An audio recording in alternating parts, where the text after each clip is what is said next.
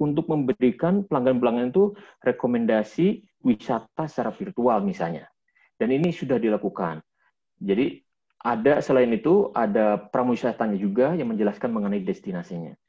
Nah, selain itu Traveloka ini merupakan juga bisnis sharing ekonomi. Apa artinya? Jadi artinya ini mengacu pada aktivitas berbagi dalam komunitas atas akses barang dan jasanya. Jadi dikoordinasikan melalui komunitas berbasis online. Nah, perubahan perilaku berbisnis dari kepemilikan aset atau ownership ini menjadi sharing. Jadi serta berbagi jaringan media sosial secara online. Dan ini mempermudah relasi di antara konsumen yang turut memberikan kontribusi berkembangnya model bisnis ini. Silakan Pak Rana untuk melanjutkan untuk slide selanjutnya. Baik, mohon izin. Silakan.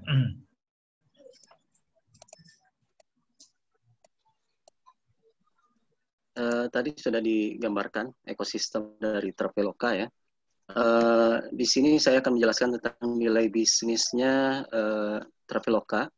Apa aja yang disediakan di Traveloka. Yang kita ketahui bahwa Traveloka ini merupakan penyedia layanan tiket ya, reservasi hotel, kemudian kereta api, transportasi dan lain-lain.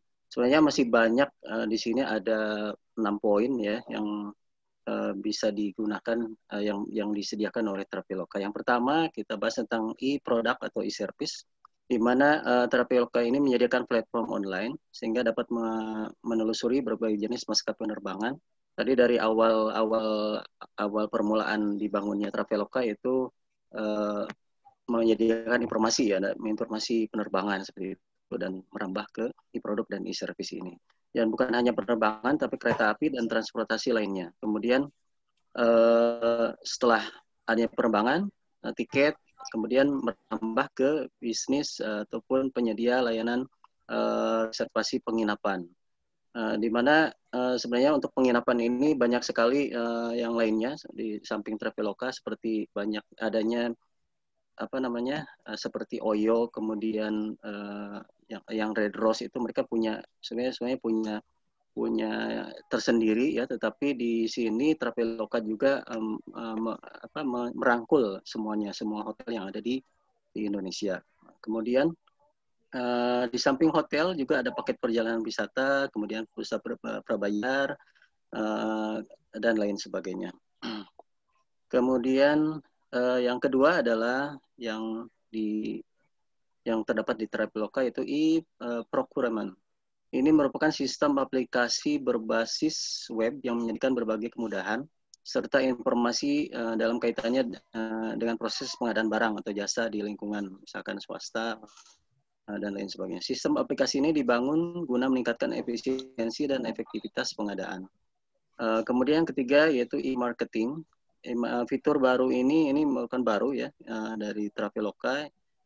Merupakan price alert, yaitu fitur tambahan dari Traveloka yang menyuguhkan informasi terbaru mengenai harga terbaik dan termurah dari sebuah rute atau destinasi tertentu yang telah didapatkan oleh pengguna aplikasinya. Jadi ini tadi disinggung oleh Pak Haji Koko menggunakan artificial intelligence. Jadi jika kita mengklik satu kali reservasi hotel, maka nanti setelahnya itu meskipun kita tidak mengorder lagi hotel dari Traveloka, mereka akan mengirimkan notifikasi yang sesuai dengan ataupun bisa berhubungan dengan order kita sebelumnya. Itu artificial intelligence. Kemudian keempat, layanan dari Traveloka itu e-contracting. Jadi Traveloka ini memiliki hak untuk tidak menerima setiap pengguna atau pemesanan dalam kasus-kasus tertentu membatalkan. Jadi kita bisa membatalkan konfirmasi pemesanan di sini. Kemudian yang kelima itu e-payment. Traveloka juga bekerja sama dengan bank ataupun layanan-layanan pembayaran secara elektronik. Jadi e-payment yang ada di Traveloka ini yaitu sistem pembayaran yang menggunakan fasilitas internet sebagai sarana perantara.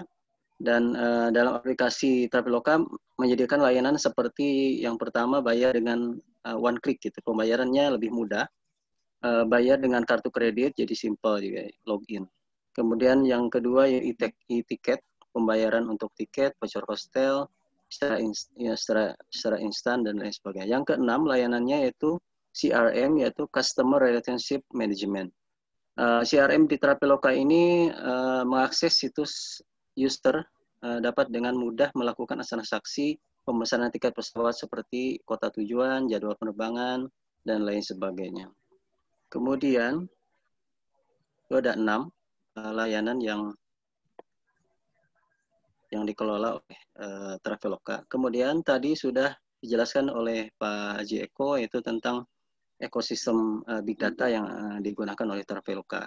Di sini Traveloka juga menggunakan sistem informasi ya, di mana ada 4 sistem informasi, yaitu transaksi, manajemen, decision, dan eksekutif informasi. Yang pertama itu TPS, Transaction Processing System, di mana TPS ini bagian dari sistem informasi yang merupakan sebuah sistem yang menjalankan dan mencatat transaksi rutin harian yang diperlukan untuk menjalankan bisnis. Contohnya memasukkan pesanan penjualan, pemesanan hotel, dan lain-lain. Kemudian yang kedua yaitu MIS, Management Information System. Ini yaitu sebuah sistem atau proses yang menyediakan informasi yang diperlukan untuk mengelola organisasi secara efektif dalam suatu aplikasi sistem informasi. Kemudian yang ketiga adalah decision support system. Ini sistem yang digunakan untuk nanti menentukan produk-produk atau tren produk yang ada di masyarakat, kemudian penjualan dan lain sebagainya. Kemudian yang keempat adalah Executive Information System. Sistem ini dipegang oleh yang hierarki yang paling atas ataupun yang tadi yang 3 orang itu, kemudian manajemen yang teratas, eksekutif informasi di mana top level pada piramida perusahaan, yang mana menjalankan tugasnya sebagai staf ahli atau expert staff yang melakukan keputusan jangka panjang. Mungkin demikian penyajian dari kami.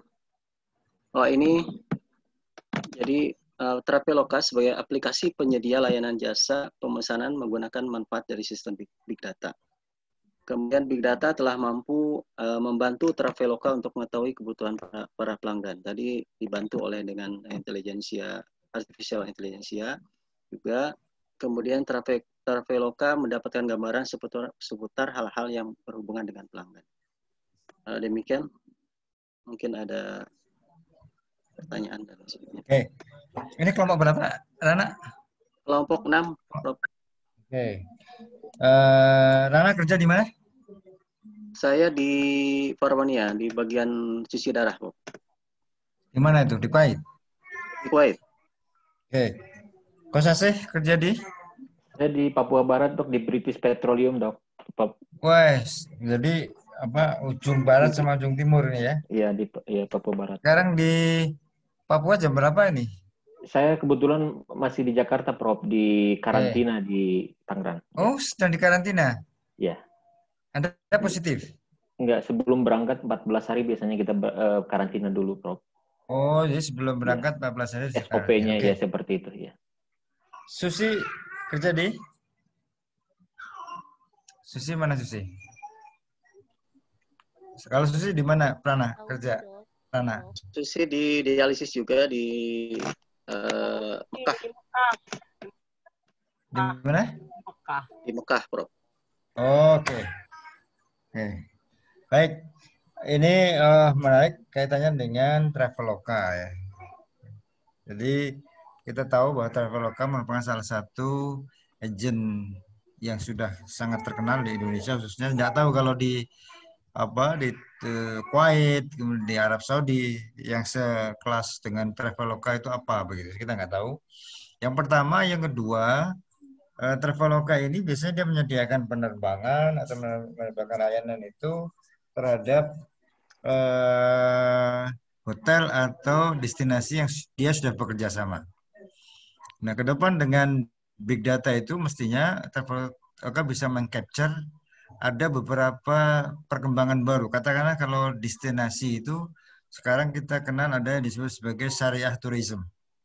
Syariah tourism itu sangat berkembang di Uzbekistan sana. Saya kebetulan sudah ke sana di Uzbekistan, di Rusia. Itu karena Traveloka belum bekerja sama, nggak bisa kita ke sana. Padahal sangat potensial. Nah ini mestinya ke depan Traveloka harus bisa memanfaatkan. Tapi lebih dari itu barangkali Kosasih atau siapa namanya Rana atau Susi bisa nggak mengidentifikasi apa sih sebetulnya kelemahan dari Traveloka ini? Silakan untuk di ini. Rana bisa apa kelemahannya Traveloka ini? Ya mungkin masih pasarannya masih regional, Prof. Belum secara internasional gitu. Di Kuwait belum dari Belum, Arab belum. Saudi. Tapi kalau kita mau beli ke Kuwait bisa kan? Saya beli tiket di sini, kemudian saya langsung pesan hotel di Bisa, Kuwait, bisa. bisa, bisa, Iya, bisa. Bisa. Karena iya. mereka kerjasamanya dengan pihak Airways gitu. Ya, artinya sebenarnya bukan regional lagi karena sudah ini. Ya. Karena waktu saya ke Jepang, saya beli dengan Traveloka itu semuanya. Tapi sampai sana bisa tuh untuk bisa dilayani, kemudian apa namanya city tournya juga ada, semuanya sudah lengkap dengan Traveloka. Oke, silakan yang ingin berikan masukan atau tanggapan dari kelompok 6 ini. Apa? Ini yang sering menggunakan Traveloka. Boleh, Prof, bertanya, Prof. Silakan, silakan. Kelompok Lali. 6. Ya. Saya mau bertanya, misalnya kita membeli tiket pesawat atau reservation hotel melalui jasa Traveloka. Kemudian bila kita cancel atau tidak jadi, itu bagaimana proses pengembaliannya? Apakah harus menghubungi agensi yang ada di situ? Apa kita cukup menghubungi aplikasi pelayanan jasa Traveloka saja? Silakan kelompok 6 untuk menjawab. Nanti kalau ada yang punya informasi lain silakan untuk dilengkapi.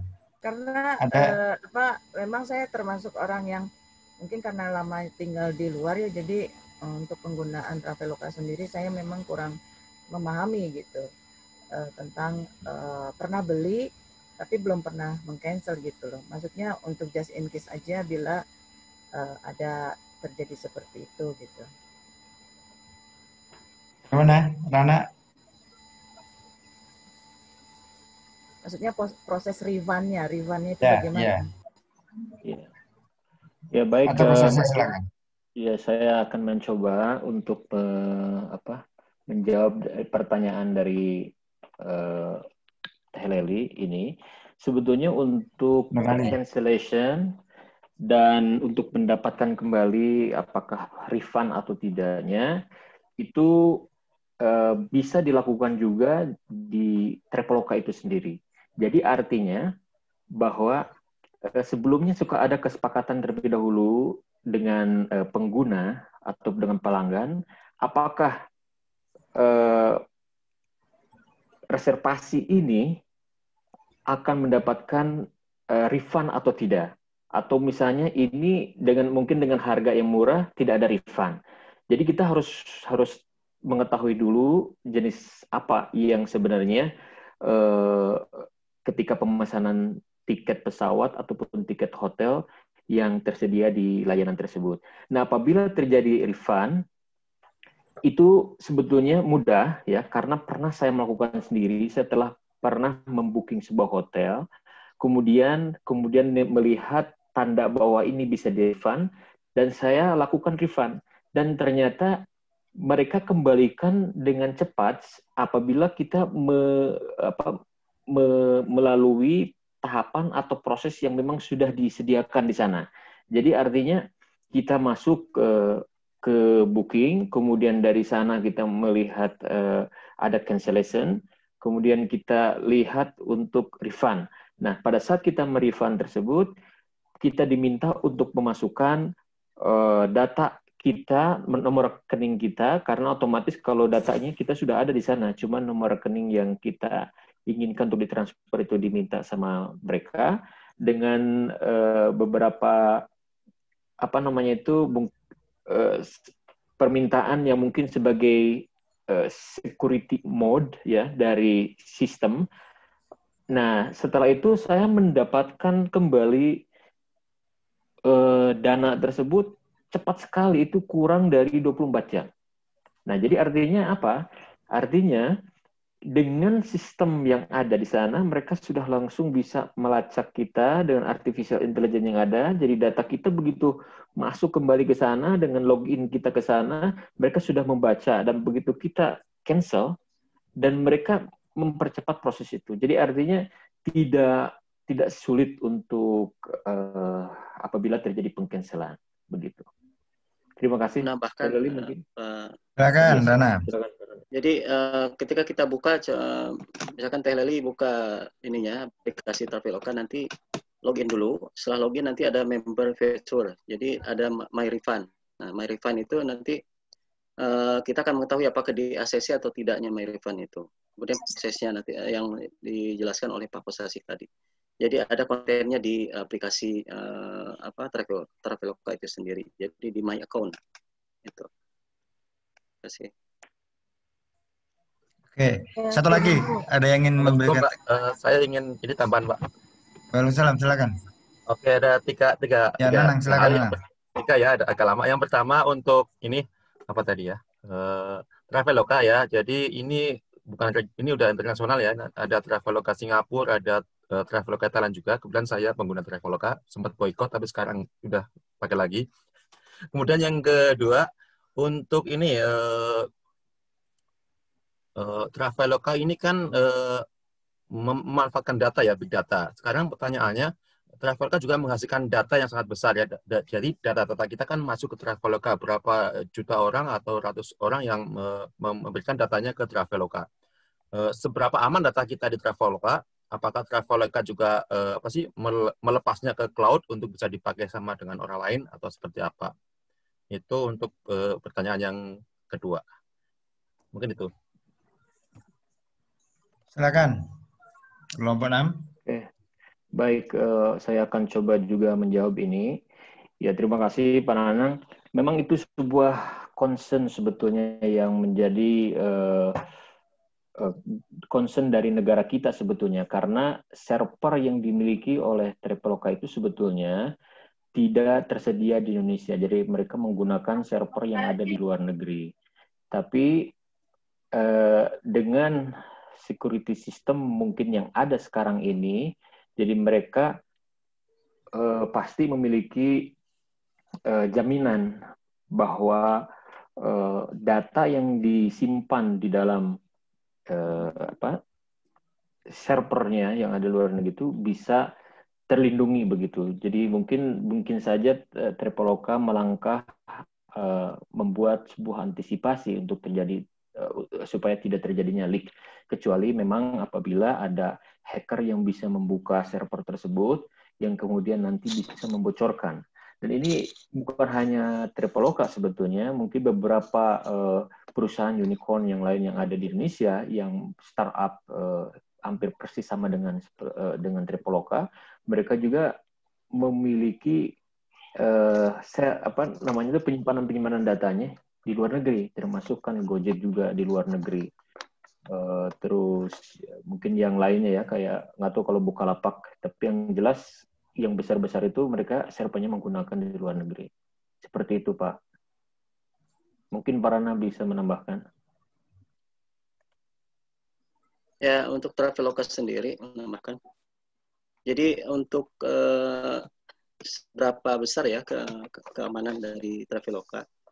Sebenarnya untuk Traveloka mereka menggunakan fraud management system, di mana Traveloka ini memonitor dan mengulas semua transaksi yang terjadi dalam platform Traveloka tersendiri. Tapi tentunya Traveloka tadi yang disebutkan Pak Kosasi, bahwa providernya menggunakan kalau nggak salah Amazon atau Google ya. Jadi mereka mungkin punya kesepakatan dengan Google atau dengan Amazon untuk masalah keamanan dari pengguna Traveloka sendiri.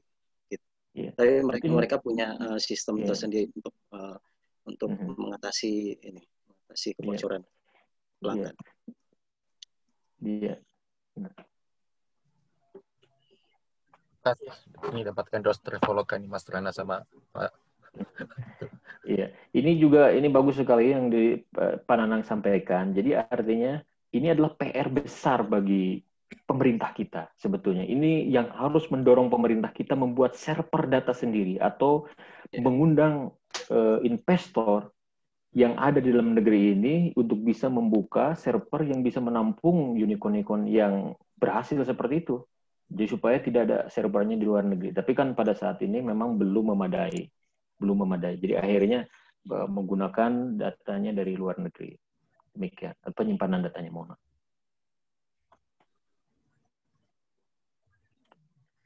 Ya, silakan mungkin ada. Pertama saya ingin terima kasih. Saya ingin menambahkan server yang hard server itu sekarang hard server itu sekarang malah cenderung harus dihindari karena pertama tentu memakan cost yang sangat tinggi. Sekarang kalau 1 tera itu nggak tahu berapa harganya itu. Maka sekarang di atas tera itu apa itu? Itu sangat tinggi. Yang kedua, itu keamanan. Kalau ada gempa, ada banjir, ada kebakaran, itu sangat rawan.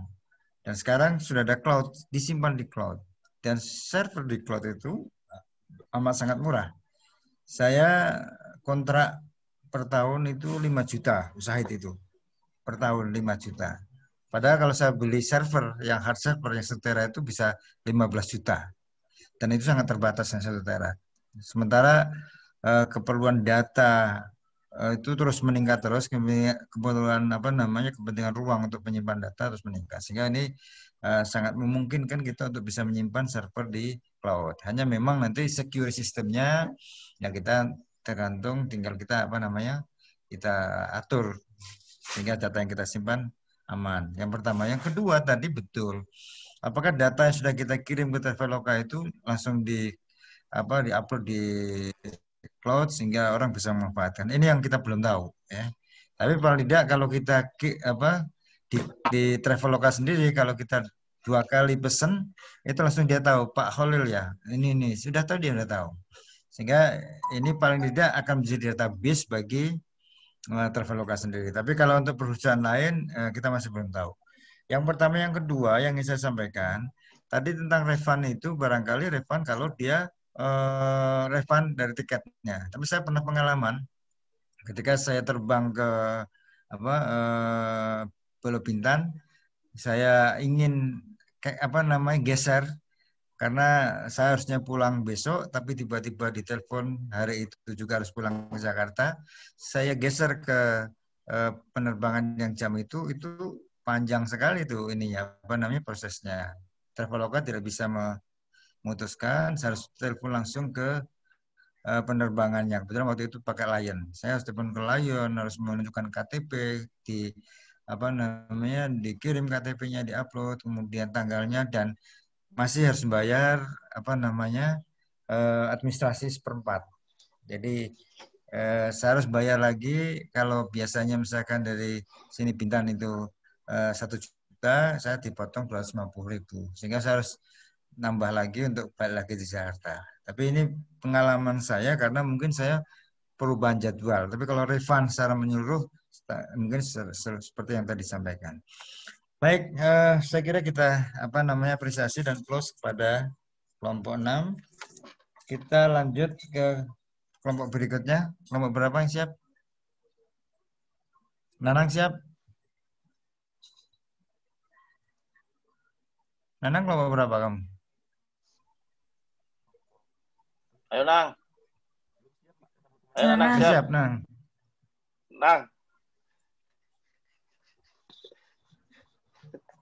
Nanang, ayo Traveler Indonesia ini Prof. Iya, kelompok 7 Pak Nanang. Kelompok 7 iya Pak Nanang. Ayo Nang, tampil dong. Ayo Nang, soalnya ada kuliah lagi Nang, ada kuliah medlit Nang. Prof, 10 menit lagi. Ini lagi terus. Saya kirim ke Mas Agung ya PPT-nya. Ada kuliah medlit nih bentar lagi. Ya, Kasihan silakan dikirim, teman-temannya. kemudian langsung di.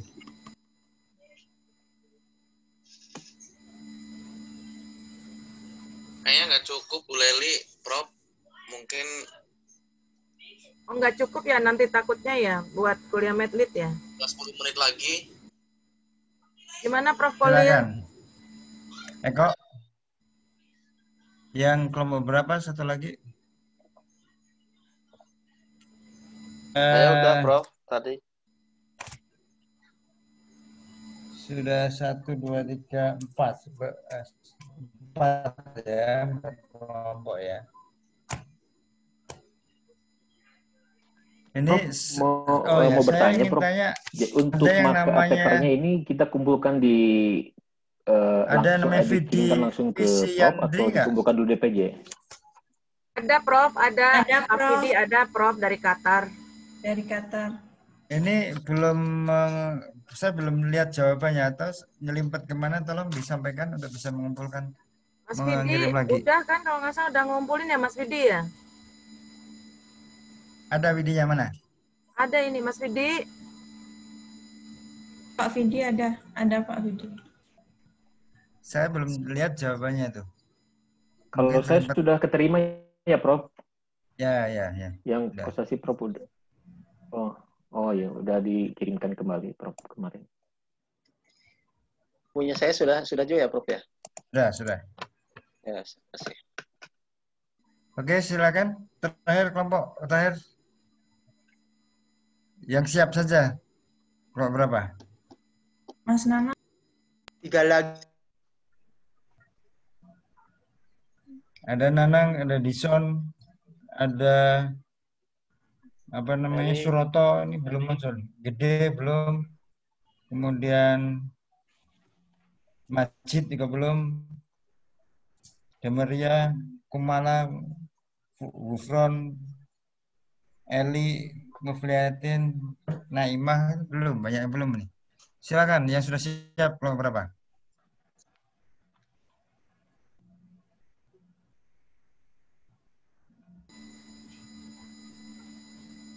Prof, Gimana?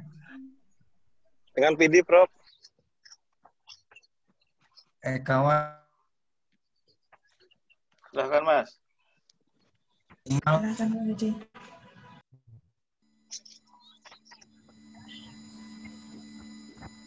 Silakan. Mas Vidi, Ya, Bu Leli. iya konfirmasi ke Prof Kolil mengenai pengumpulan UTS. Saya udah kirim 2 hari yang lalu juga, waktu Prof bilang nggak sampai. Saya udah kirim tanggal 29 November.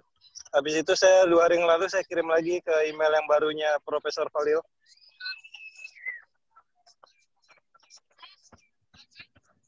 Ke saya ya, ininya ya. Iya, Prof. Minta tolong di-confirm, Prof. Udah jadi 2 kali saya. Awalnya tanggal 29. Terus 2 hari yang lalu, kalau nggak salah, saya kirim lagi. Oke. Ya, makasih, Prof. Sekarang siapa yang mau maju ini? Kelompok berapa? Gede suara sudah siap? Atau siapa? Vidi sudah siap? Kelompok 8 ya. Kelompok 7. Ayo, siapa lagi? Kelompok 7, kelompok 8, Pak Vidi. sama 9. Pak Vidi. 7, 8, 9 ya. Kelompok yang belum kelompok 2, kelompok 5, kelompok 7, kelompok 8, kelompok 9. Tadi Eka Wati sama Mak Dadan ya, Prof. Ya? Prof. Ayo, Mary maju. Kayaknya banyak penjelasannya, jadi kurang cukup waktunya kalau mau nyambung ke kuliah selanjutnya. Enang tampil dong. Wah. Siapa nih? Robi, mana Pak Robi ini? Belum selesai, Pak. Masih ada revisi lagi nih, Pak. Belum selesai. Oke, kalau gitu kita akhiri sekarang, karena nggak ada yang maju. Dan saya minta minggu depan tidak seperti ini. 2 minggu lagi saya nggak mau seperti ini lagi. Ya, Harus Prof. direncanakan dengan baik. Semua kelompok siap. Jadi kalau dipanggil siap, nggak ada lagi ya kelompok yang dipanggil tidak siap. Ya. Baik, Prof. Baik, Prof. Saya tidak mau lagi minggu depan, 2 minggu lagi seperti ini. Oke, saya akhiri. Salam.